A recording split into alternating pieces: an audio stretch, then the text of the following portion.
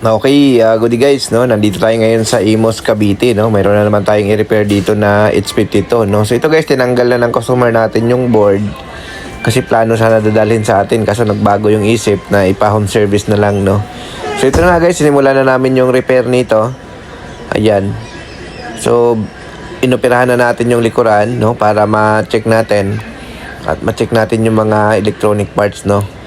Na nagkaroon ng problema. No, so yun. So ang H52 error guys, no, madali siyang repairin. No, basic lang naman ito i-repair yung H52 error. No, basta mayroon na kayong pamalit guys ng mga parts, no. So yan. So ito na, inooperahan na natin yung board para ma-repair lang natin, no. So ingat lang kayo guys sa pag-repair ng H52 kasi pag nagkamali kasi kayo ng repair, minsan pag ino-on nyo na nagkaroon siya ng no power, no. So ingatan nyo po yung pag-repair, no, lalo sa mga paghinang. Kailangan tama yung mga koneksyon pag naghinang kayo. Kasi nga, pag once na nagkamali ka dyan, nagkakaroon siya ng no power, no? Kaya kailangan tama yung pagkahinang nyo, guys, no? Yan. So, kailangan maayos yung pagkahinang. So, ito guys, kung tingnan nyo, sunog na sunog siya talaga, no? Matindi yung pagkasunog nito.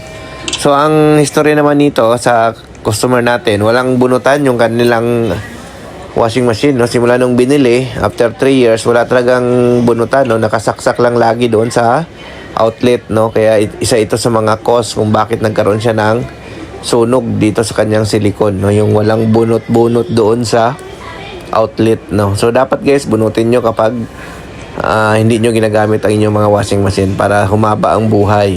Ayan. So, ngayon, ito nga, no? Ayan, no? So, dito tayo sa mga area na to. Ayan guys. Makikita nyo yung mga resistor natin. Napaligiran na siya ng mga tunaw na silicone, no? So, nagkakaroon na yan ng mga shortage, no? Kailangan nyo lang yan guys. Palitan nyo yung mga resistor dyan.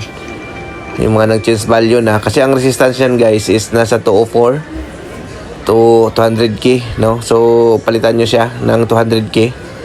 Ayan yung mga resistor dyan. Tapos yung mga paa ng regulator, linisin nyo rin para walang shortage na area, no? So, yan, no? So, yan. No? So, ang ginagawa namin ito, ayan na guys, sinimulan na natin tong baklasin to yung mga resistor dito para palitan natin, no? So, palitan natin yan guys ng resistor, yung mga nag-change value yan. So, yan. So, iniinit natin para mabilis natin siya mabaklas, no? So, yun. So, yun, no? Magdala lang kayo guys ng mga parts para may pamalit kayo niyan kung gusto niyo mag-repair ng H52 error, no? So, basic lang naman repairin yan guys, no? Ayan. So, nilinis-linis lang muna natin yung area. So, ayan guys, no? After natin siya malinis at saka mapalitan ng resistor, inihinang na natin siya, no? Kaya, ibalik na natin siya sa kanyang cover, no? Para patesting na natin, no? So, ayan, silyado ulit yan para matest natin.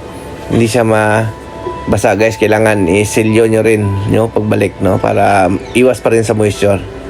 So ayan, no, dahil kinalas nila ito, babalik natin guys, no, para matesting natin to.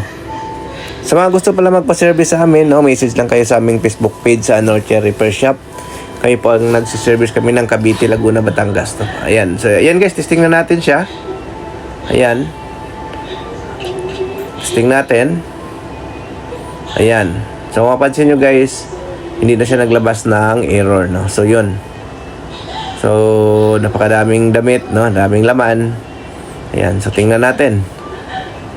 No? Kung magkaroon pa siya ng error. Ayan. Tapos, tingnan natin guys.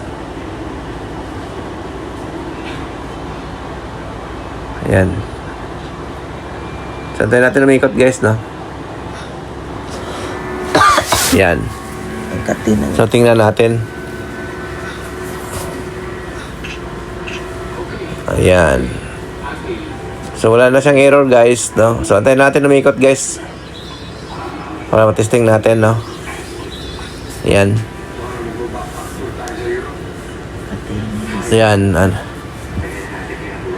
Antayin lang natin, no?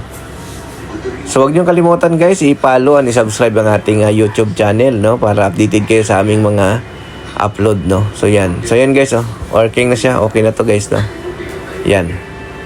So, di na siya nagkaroon ng error. So, okay? Thank you. Bye-bye.